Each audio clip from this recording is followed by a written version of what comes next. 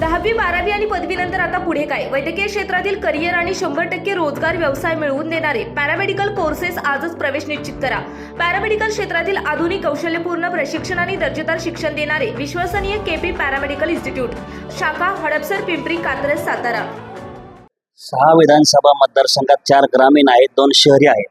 5 आमदार तुमच्या बाजूने आहे. महायुतीमध्ये 3 मोठे पक्ष आणि इतर छोटे घटक पक्ष आहेत. पण अमोल कोल्हे दावा करतात की निष्ठावंत म्हणून शरद पवारांच्या सोबत मी उभा राहिलो म्हणून मतदार मलाच स्वीकारते. आता त्याशिवाय दुसरं काय ते बोलू शकत नाही. त्याशिवाय त्यांच्याकडे काय मुद्दा नाही आहे. काय निष्ठा, कोल्हेने निष्ठा सांगणं म्हणजे खूप मोठा जोक आहे. निष्ठाचा आणि कोल्हेचा काही संबंध नाही. बैलगाडा शर्यतीचा आणि कोल्हेचा काही संबंध नाही.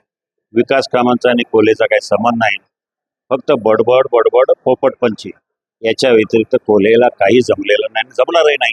असा जर आमदार निवडून दिला, फक्त नुसती टीका करणं, भाषणं करणं, कांद्याच्या प्रश्नावर भाषणं, याच्या प्रश्नावर भाषणं, शेतीमालाला भाव नाही भाषणं. अरे तुला निवडून कशाला दिलंय? लोकांचे प्रश्न सोडवण्यासाठी दिले ना, का नुसते प्रश्न उपस्थित करायचे? प्रश्न तुम्ही उपस्थित करत राहायचे, सोडवायचे आम्ही. समस्या तुम्ही मांडायच्या, पण त्या सोडवतोय आम्ही ना. हे थांबवत्या ना बालिश आणि पोरकटपणा आहे. हडपसर आणि भोसरीच्या मतदारांना आणि ग्रामीण भागातील मतदारांना काय आवाहन कराल? याने मी एवढंच आवाहन करेल पुन्हा एकदा माझ्या मतदार बंधू भगिनींना, या वेळेला कुठल्याही दबावाला, कुठल्याही भावनिक आव्हानाला बळी पडू नका. ही आपल्यासमोर धोक्याची घंटा आहे. हा एक कलाकार आहे, हा एक अभिनेता आहे. अभिनेता जे अस्तित्वात नाही ते करून दाखवतो, ते दाखवण्याचा प्रयत्न करत असतो. तसंच त्याने विकास केला नाही, पण करून दाखवण्याचा अभिनय केलेला आहे. त्यामुळं याला बळी पडू नका. आपल्या मतदारसंघाचं नुकसान करून घेऊ नका. हा माणूस 5 वर्ष आपल्याकडे आला नाही. या माणसानं 5 वर्षात एकही रुपयाचा निधी केला नाही.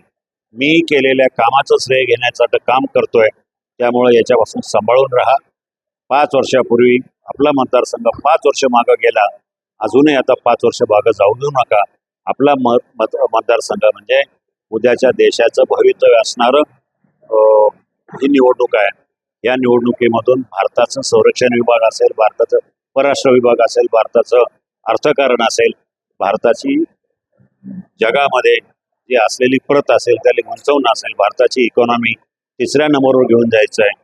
अनेक विकास कामं करायची. एक 2047चा भारत आपल्याला निर्माण करायचा. त्यामुळं अशा व्यक्ती कुठेतरी व्यत्यय आणणारे असतील तर त्याच्यापासून सावध राहा आणि माझ्या घड्याळ या चिन्हाच्या बाजूचं बटन दाबून विजय करा, एवढीच विनंती करतो. धन्यवाद.